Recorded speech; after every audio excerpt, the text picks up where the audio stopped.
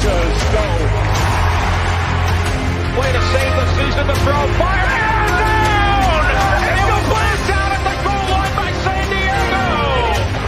Tomlinson off the left side. Tomlinson sidestep. Hello, history books. Think they have to now. Here's Sproles. Sproles inside the 10, inside the 5, and the Chargers win the game.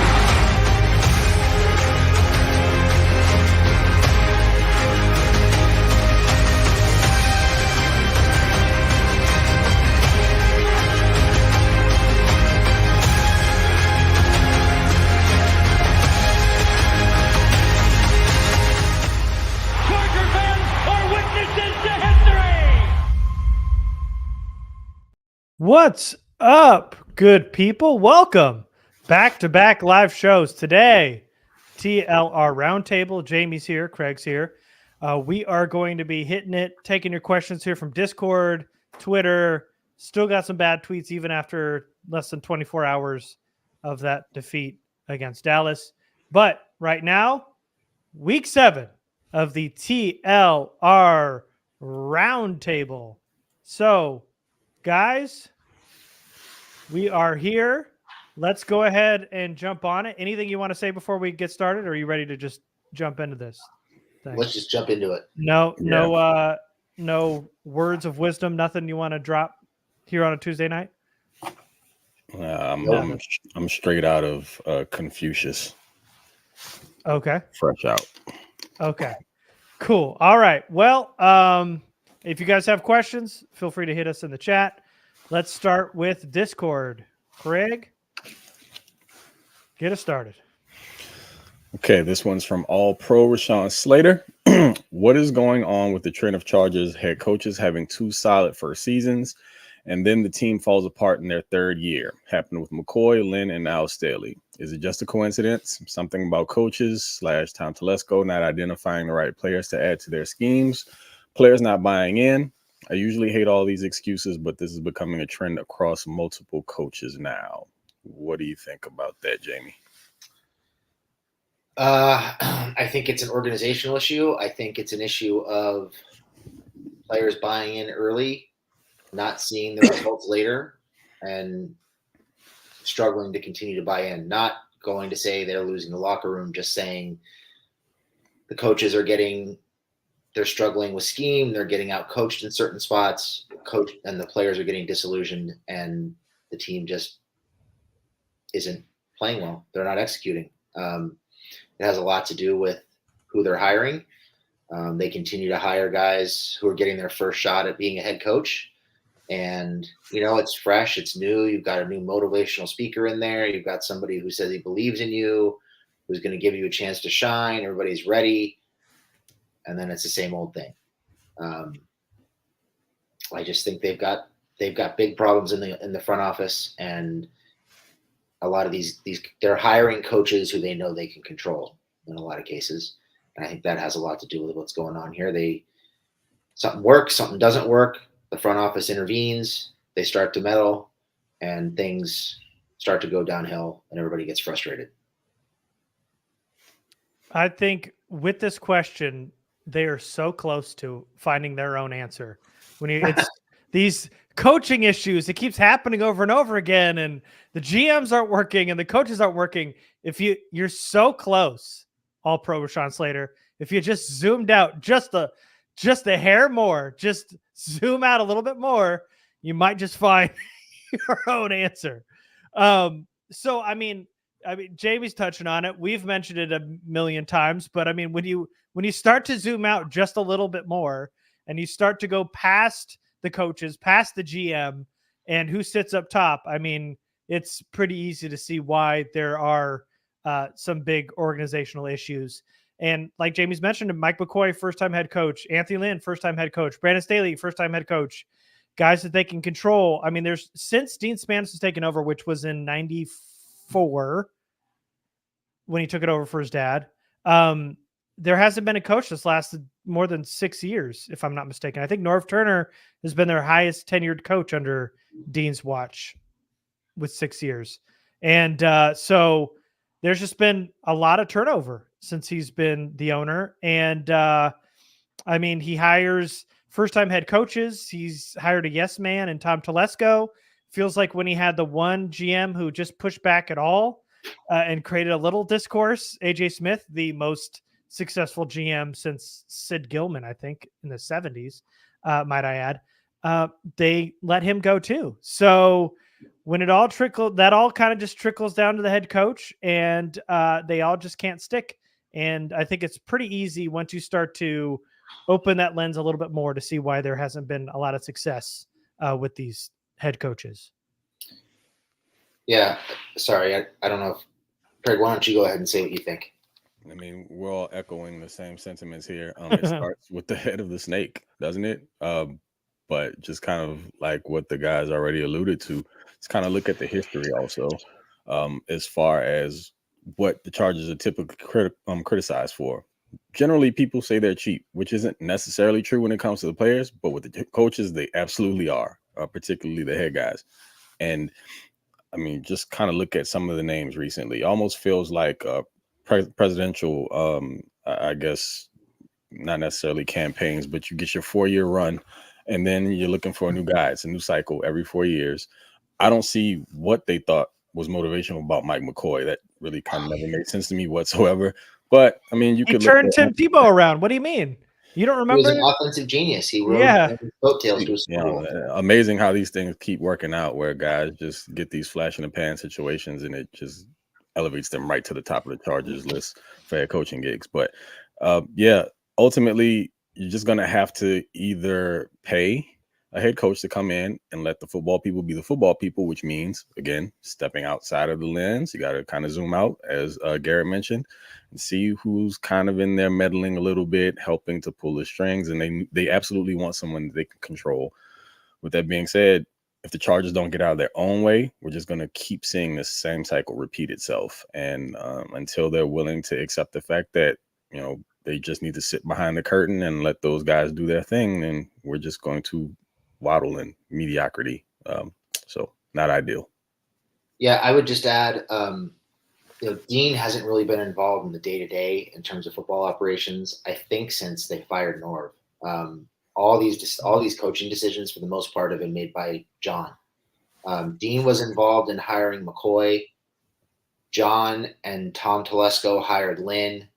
Dean got involved and had a big role in hiring Staley. But Dean has been removed, and he's been letting John make a lot of these decisions since the McCoy hire. So this is all on John. And I mean, if you go on their website and you read his profile, you would think he is the greatest football executive in the history of the world, that he is the reason for any ounce of success this team has had in the last 15 years or however long he's been in charge. And the fact of the matter is he's not a football guy. He may be a football owner's son, but he's not a football guy, and he does not belong in the role that he's in. And as long as he continues to be there, they are going to continue to struggle with these bad hires because he won't get out of the way, and he wants to have his fingers in everything, which it's his team. It's his right. As long as he's got that president of football operations role, that's how it's going to go. He just shouldn't be in that role.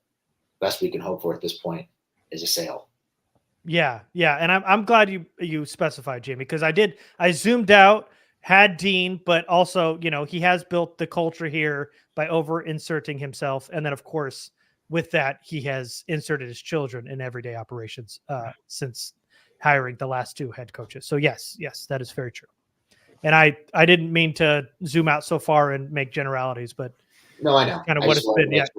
Yeah. And we've also touched on this multiple times. So, you know, I'm sure the folks out there who've been around for a bit know exactly who we're talking about. But for the newbies, Span Eye, not good whatsoever. Yeah, they all kind of mesh together, don't they? Mm-hmm. They just like blend into each other. All right.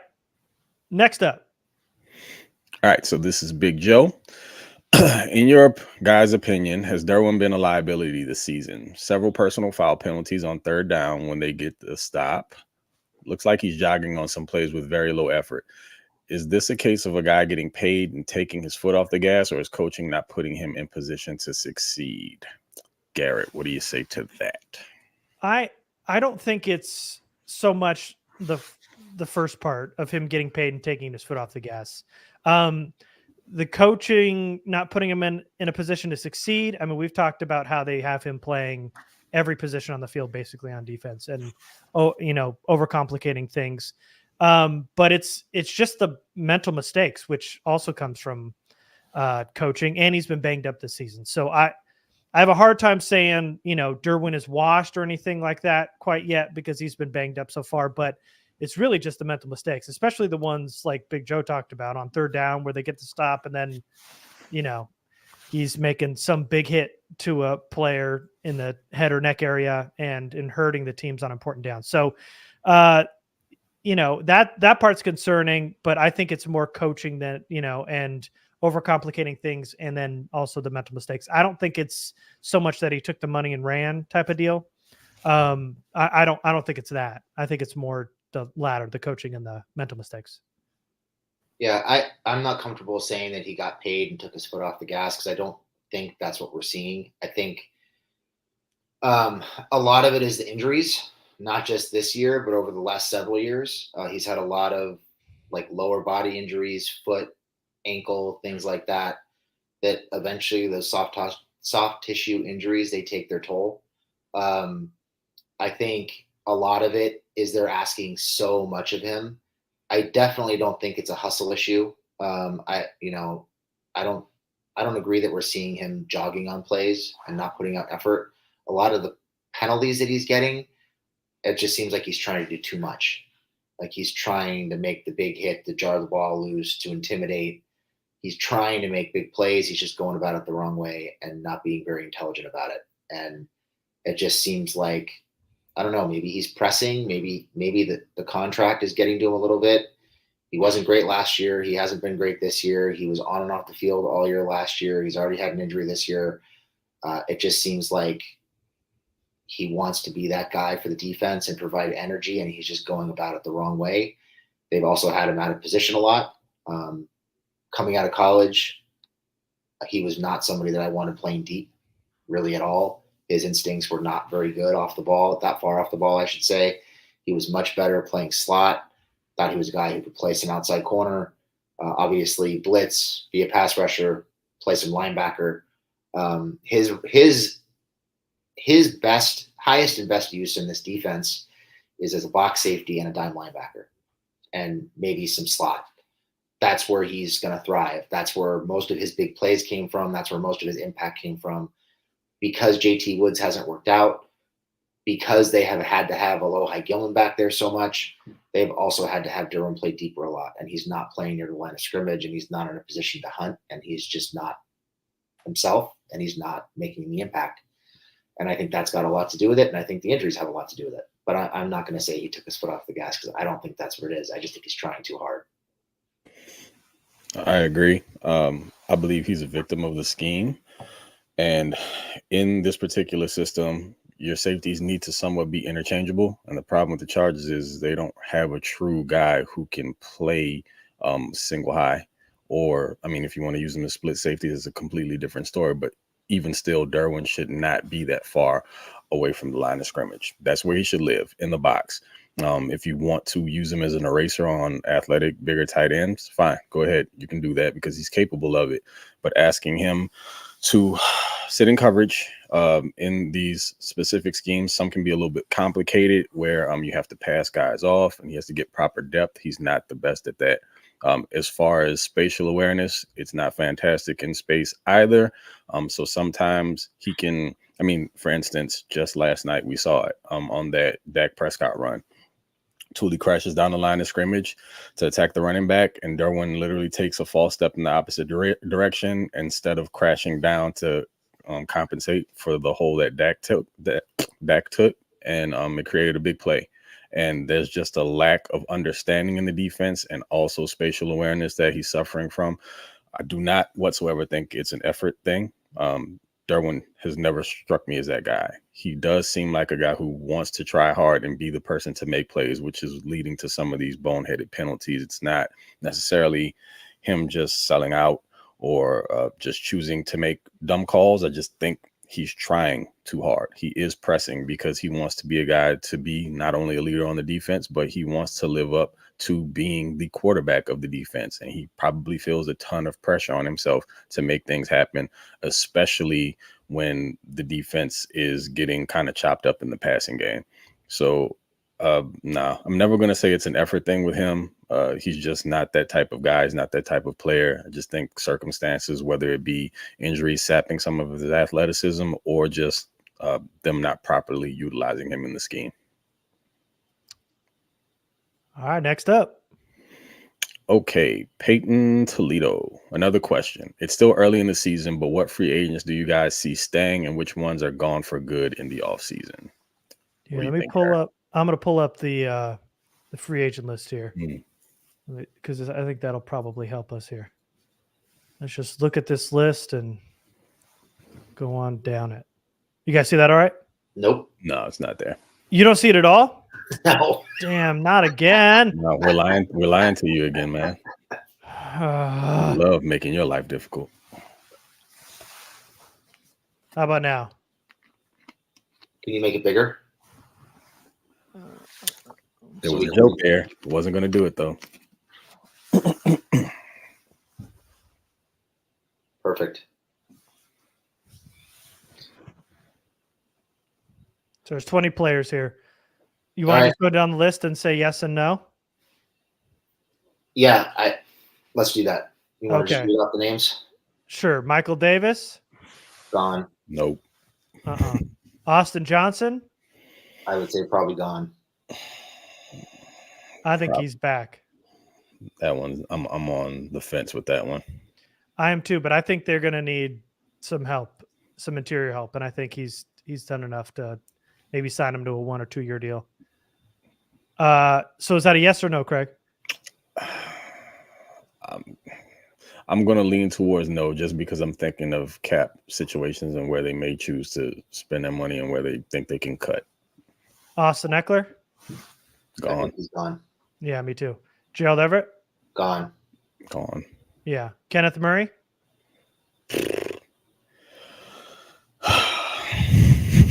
A couple weeks ago I would have said gone. Now I'm on the fence. I think they bring him back. I'm still gonna say gone just because of the Henley pick.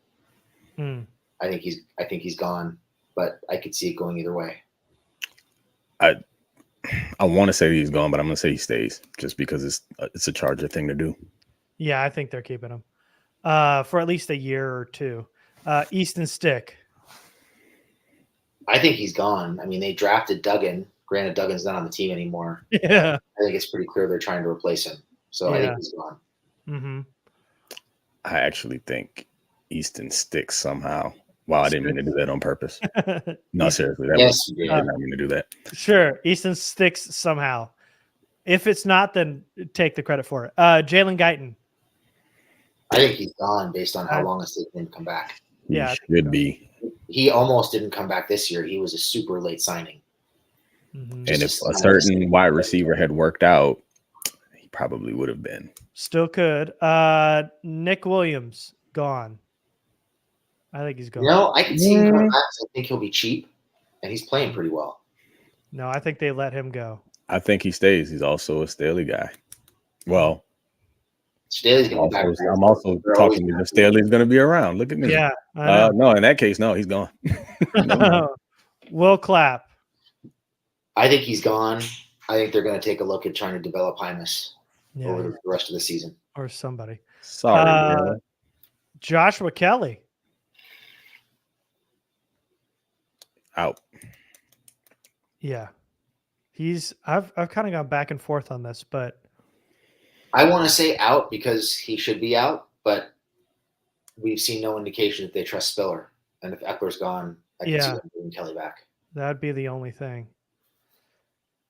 Well, I mean, there's still Dotson and Spiller. So if they're looking to rebuild from like at a very low cost, then there you go. I mean, I'm sure Kelly won't cost that much, but by the same token, I mean, what has he done production wise? I know they like him, but I mean, how do you justify that? Yeah. All right. So these next couple will be real easy. Tanner Muse. God. No. Asang Basi. He fucking No. better be gone. AJ Finley, is that right? That can't be right because No. They just signed him The- to UD. Okay, let's he's ignore not that one. an RFA because he signed a UDFA contract. Yeah. Um, Alohi Gilman is where it gets tough. Mm, I think 26 years old. He's only started for a couple of years. I think if Woods develops at all this year, if you can make it back, Gilman's gone. Between Marlowe and Woods, they don't need Gilman, especially if Lane comes back. I'm gonna say he goes. I can see them keeping him around, but I'm gonna say he goes. Yeah, I say he's gone too. Because there's just nothing. I don't know what the point of it would be. Cameron Dicker, they got to keep him He stays. Mm-hmm. for sure. Amen Ogbongamiga, special teams I guy. think he stays because of his special teams value. I don't know that he'll ever get on the field on defense, but he's a core special teamer. Some of these guys are gonna stick strictly for that reason. Yeah, Foster Sorrell. Project. Yeah, project practice squad guy. He'll stick as a swing tackle. There's no reason to let a 25-year-old tackle go. Raheem Lane, who just got injured and is out for the year. Very unfortunate there, but I think they keep him. I think he'll come back. He looked really good when he was playing. Yeah. And also another core special team guy. Keelan Doss. I had no idea Doss was almost 28 years old. That's crazy. Yeah. For that reason, I would say probably gone. I'm gonna say gone, but they love their like project tall wide receivers that they can are familiar with the system. So I don't know, but I'm gonna say he's gone. Yeah, I could see him sticking as like a 1-year deal, just as kind of like a camp body to compete with the wide receivers. But Darius Shepard, I think, is gone. Yeah. Forgot he was even on the roster. Yeah. All right. Jamie, you're up here. Hold on a second. Let me know that you see this, though, okay? Because I don't know what's going on with this stuff. All right. Here we go. Can you see it? No, it seems It to be looks it's thinking. No. Okay. Well, What is happening? I don't know. How about now? No. Look into it. Still loading. Cool. All right. Now, why would that be happening? All right. This is from Poke Kev. It says, kind of giving up on the season so long as Telesco and Staley staff are still with the team. I know you guys have already talked about it and said there's no way, but what if the Spanai family have had enough of being mediocre and taking a big swing with Jim Harbaugh? Craig, what do you think? I mean, what if? Hooray. Because, I think we're all on the same page about wanting Jim. Garrett, how did you feel about Jim Harbaugh? I don't remember what your stance was on it. Yeah, I was with him. Okay. Yeah. Yeah. Harbaugh fits exactly what the Chargers aren't. So if you want to establish an identity, a more hard-nosed football team that wants to be able to establish a run game and play sound physical defense, then here's your guy. He's the polar opposite of what the Chargers have been for a few years. And it kind of makes the most sense if you want to pivot and go in the direction that they haven't been. So if you're tired of finesse football, soft football, and getting dominated on in the trenches, then Jim Harbaugh is your guy because he's not going to stand for that crap. Now, will he wear on a team? Sure. Will he want control to be able to say what he wants and implement it? Absolutely. Which means John would have to get out of the way. But if they're willing to do it, absolutely. I'm on board 100%. No questions asked. Yeah, I was with it, but I never thought it was going to happen. And yeah, so obviously this would be great, and it's a great what if. But it really, if they did hire Harbaugh, it would be kind of a win-win, because the only way this organization, like we kind of talked about earlier, the first question, the only way in my mind that this organization can turn it around is if the Spanos clan can relinquish some of the power, and Harbaugh would effectively do this because he's going to want more than just a head coaching position. We don't know this, but it seems like, and very likely, that they hire these first-time head coaches because they don't want any power. They want to come in. It's their first time as a head coach, and they're happy to have the job and get the promotion and play and work with the players and try to win football games. But with a guy like Harbaugh, who is a proven winner in the NFL, he's probably going to want more than just the head coaching position. So if they'd be willing to give it to him, it's really a win-win because you get a proven NFL successful head coach that would take some of that important decision making away from the Spanos. So that to me is a win-win, and I'd be very happy for it. Yeah, Harbaugh was on my list when they hired Staley. He would have been number one on my list if I thought it was likely realistic. Yeah. But I mean, for me, he checks all the boxes for what you need. I mean, the guy's already said it. He's already shown he can win at this level. He has the pull to come in and make sweeping changes in the front office, in the coaching staff, in play style, and have people buy in because he's proven that he can win. So I think that's huge. I think the other part is he has the cachet to come in and say no to John Spanos, which the other coaches they've hired just haven't had. Like Garrett said, they're happy to have the job. They're getting a promotion. They don't know any better. Well, Jim knows better. But he has the ability to come in and do that. And he's one of the few people who can come in and say, no, kid, shut up. You don't know what you're talking about. Mm-hmm. And John will probably listen. Will they put John in that position? That remains to be seen. Probably not.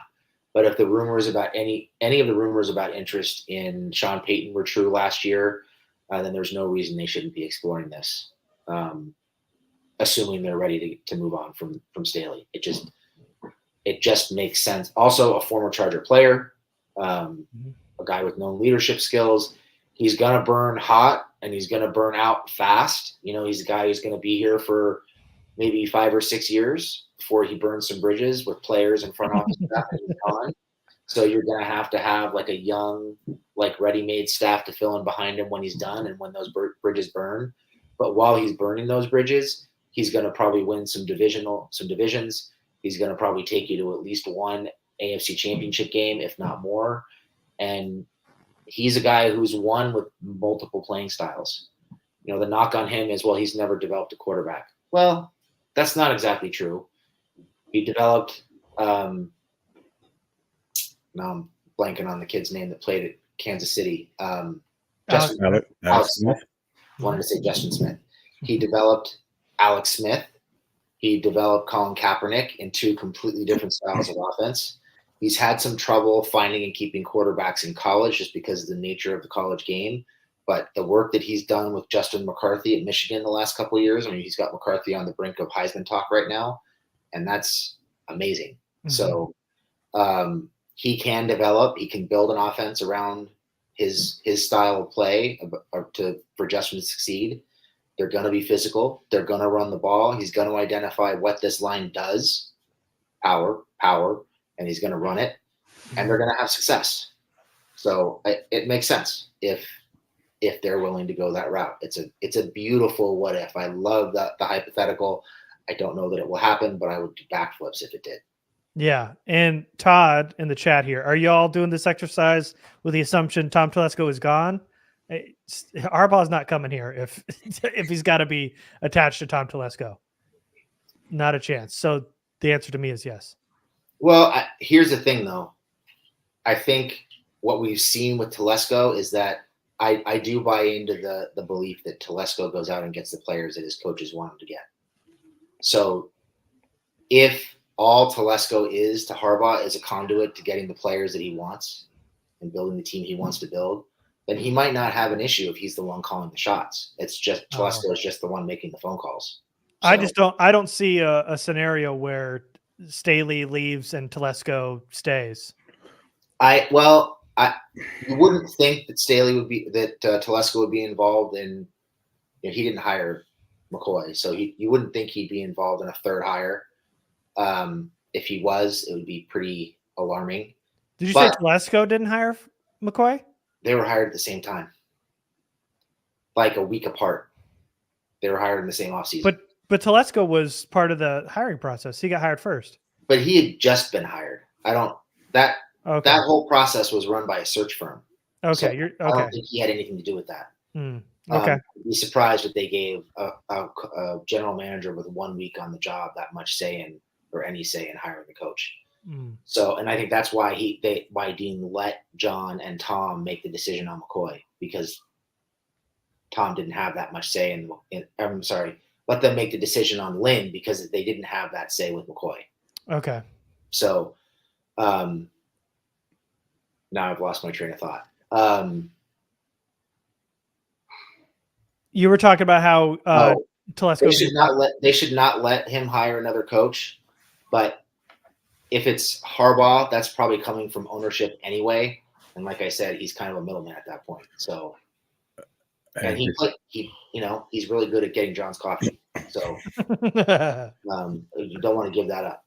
Yeah, he's going to provide the least resistance, right? Because ultimately, I also am of the belief that Tom works very closely with the coaches to get the type of players that they want. In those scenarios, he's not going to get a ton of pushback. Harbaugh, that is, from a Telesco. Telesco's basically going to be the guy, in title, but Harbaugh is going to be the one really pushing the buttons there. So honestly, I think Telesco's job's a little bit easier. And I don't necessarily think the Chargers want to get rid of Tom Telesco. What has the last decade shown you? So in order for him, I used to think that he and Staley were tethered, but I'm not so sure now. And I think it's based on who they hire. If they were to take Harbaugh or sign Harbaugh, I could see them actually keeping Telesco around, because Harbaugh would make everyone look better by default. I could see a world where Staley stays and Telesco goes. I think they were on the verge of doing that last year. So just based on some of the reactions that we were getting from Telesco in pressers and stuff after the season was over, after they decided to keep Staley, the last 2 off seasons, Telesco has not seemed. He's just seemed fried. So I don't know that he's necessarily as secure as we think he is, but we shall see. Yeah. Okay. Yeah. So we got a hard out because we got more content coming for you tomorrow. So we're gonna have to kind of fly through these a little bit here, Jamie. Chargers should be a 3-4 hybrid type of team. Feels like the defense was much more aggressive under Gus, and he was able to get the best out of Derwin. Why can't Staley get the best out of his guys? Garrett, what do you think? We have talked about this and how complicated his scheme seems to be with the personnel he has. So I also don't think a 3-4 hybrid really works in my mind. They don't have a true nose. And I think, guys like Sebastian Joseph Day and Thule are probably better suited in a 4-3. I like their fit there. So I would say I don't buy into the 3-4 hybrid. Do you guys? I'm not a fan of the 3-4 hybrid with this personnel either. And I keep thinking about Joey Bosa playing standing up, and it just never works. It doesn't feel right. It's not how he's best utilized. His hands should be in the dirt. When he's on the field, that is, he should be playing in a base 4-3 set in base. And if you were going to have him out there in passing downs, obvious passing situations, then yeah, his hands should be in the dirt, rushing off the edge or kicking him inside, reducing down to go against guards. I just don't think the personnel works for a 3-4 hybrid scheme. The Chargers are a 3-4 hybrid team. They play with 3 down linemen, and they consider Bosa and Mack linebackers, so they generally play with 4 linebackers on the field. They are a 3-4 hybrid team. Gus was a 4-3 team, not a 3-4. So maybe he's confused, and he's saying that he wants them to be a 4-3, which I could get with. I just think their coverage schemes are way too complicated. Their personnel is limiting them from using Derwin where he needs to be used, and they're just kind of getting lost in translation because things are complicated, and they're asking too much of all of their star players and not just letting them do what they excel at. Actually, good call out there, Jamie. I don't think we realized that we were asking for the opposite. Yeah. Part of the problem is that they are playing a hybrid 3-4, which means they've often got a linebacker covering a slot receiver. That's why you see him dropping down often into the slot. Yeah. So playing more 4-3 might help get Derwin closer to the box. It might simplify some of the coverages. I mean, the Chargers' coverage schemes were super simple with Gus. It was cover 3, and that's pretty much it. They did the same thing every play. They were coming out of games every weekend with opposing quarterbacks saying, I knew exactly what they were going to do on that third down. I knew exactly where I was going with the ball before I snapped the ball. So that's the downside of what Gus did. And I don't think they were aggressive, particularly not with coverages with Gus. This is from Rob Keenan at GirlDad252. Hypothetical, based on how the season is going, if you knew the team was trading 3 players by the deadline, who would they be? Right? 3. Well, first and foremost, I know it's the guy on everybody's list is Joey Bosa. He's somewhere in there, potentially, just based off of the fact that you're not getting a lot out of him because he's really not been on the field, and he's constantly dealing with injuries. He's been a bit of a nuisance with regards to his play on the field and decision making. Secondarily, that's actually kind of rough because I don't. Well, I mean, if Mike Williams was healthy, maybe, but no. Yeah, Mike Williams would definitely be on that list if he was healthy. And third, you might be stumping me on this one, top of my head. 3's tough. Yeah, I don't. Because they also got to be players that another team wants. I would add Eckler on this list. I know he's only a 1-year rental, but playoff team looking to make a push. There you go. So I guess Eck would be the next logical guy because he's going to be gone anyway, more than likely. So, I mean, if you can get something for him, then there you go. And you know that he was already looking to be traded before. So actually, thank you for that, Garrett, because that's probably the only other guy that I can think of off the top of my head that would make any sense. Or, I mean, well, you could throw Khalil Mack in there. Yeah. Mm-hmm. Yeah.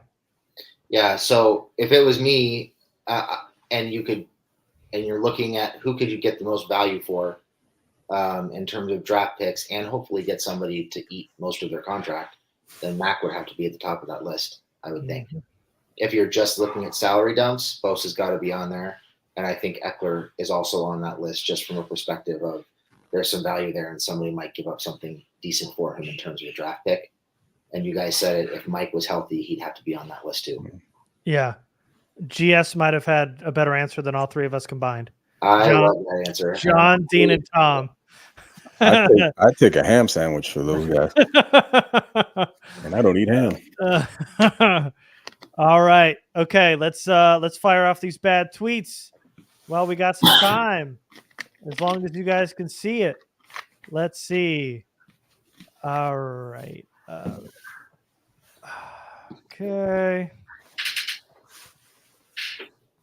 Can you guys see this one? Nope. Your kid thinking again. Why can you guys not see it and I can? This is week 7. I don't know, man. 6 weeks. Jamie, we have to get it together somehow. We do. Get this together. Do you see this? I don't recall having these problems a couple weeks ago when it was just me and Craig. Were you guys doing it? Were you guys sharing bad tweets and everything? Yeah. Okay. I mean, I wasn't going to say anything. Not every other week that it is working. You guys can definitely share this next time. You guys see this? No. This is tight. This Garrett, is fun. Can you do me a favor? Why don't you X out and I'll try to see if I can get it. Is the slide?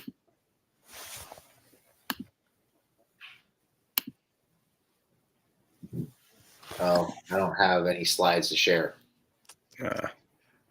Fun. Okay, and we're running up against it here. Let me try one more time. How about now? No. Cool. All right. Well, another time. We tried. Good. The refs will flag Garrett's internet. Thank you. And that's what they will do. Thank you very much. Thanks, everybody. Appreciate you guys. Thanks for joining us on our Tuesday edition of TLR Roundtable. And we will just see you next time. Thanks, everybody. Salute.